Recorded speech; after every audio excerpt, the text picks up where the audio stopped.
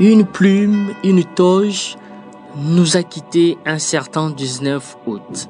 La presse boyomaise et la communauté universitaire ont perdu l'un de leurs grands. Le tout premier journaliste de Kisangani devenu professeur à l'université en journalisme et le premier professeur des sciences de l'information et de la communication de l'UNIKIS à 7 ans dans l'au-delà.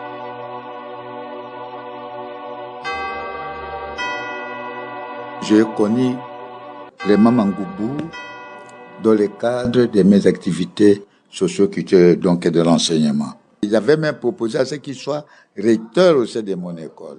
Grâce à l'amour et au bon sens du fait professeur Clément Mangoubou Lotika, sans lesquels je ne serais pas aujourd'hui professeur. Clément Mangoubou, lui, c'était un défenseur de la communauté. Il avait même bataillé dur pour la réhabilitation de la collectivité sectaire de Loubouyaber. Parce qu'à un moment donné, Loubouyaber était suspendu ou supprimé par un ex-maire, Bama Baramoto. C'est le travail qu'on devait faire, pratique, tous les jours. Il nous envoyait produire un papier, une brève, un filet. Et à un moment donné, ça nous agaçait. Mais aujourd'hui, moi, je me suis rendu compte que le fait professeur Mangoubou, c'est quelqu'un qui nous a forgés. Il a été mon enseignant, puis il est devenu professeur. Je l'ai assisté et il a laissé un vide à la faculté, sans vous mentir. Le vide s'est fait sentir jusqu'aujourd'hui. Mangoubou, c'est un modèle de journaliste extrêmement courageux, qui avait une grande culture générale. Alors c'est ce que je peux aussi recommander aux jeunes aujourd'hui. Pas seulement vous êtes au début directement, vous êtes moi je suis éditeur responsable de ceci, cela. Alors là, vous ne voulez pas travailler aux côtés des autres pour acquérir une expérience. Le professeur Mangoubou a intervenu au débat dialogue inter-congolais 124 fois. Et dans ces interventions, le professeur Mangoubou était toujours logique.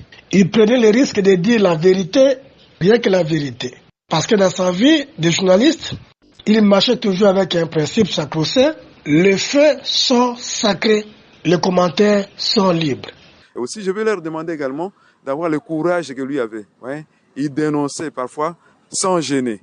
Comme journaliste, il a assumé sa plume jusqu'à sa mort. Pour Mangoubou, je crois que Mangoubou mérite d'être parmi les journalistes qu'on peut immortaliser ici dans la ville de Kisangani ou dans la province.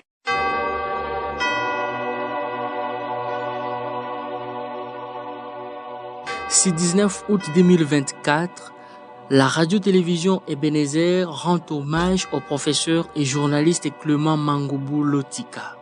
Suivez-nous ce soir à 20h, édition spéciale Clément Mangoubou 7 sur la 89.6.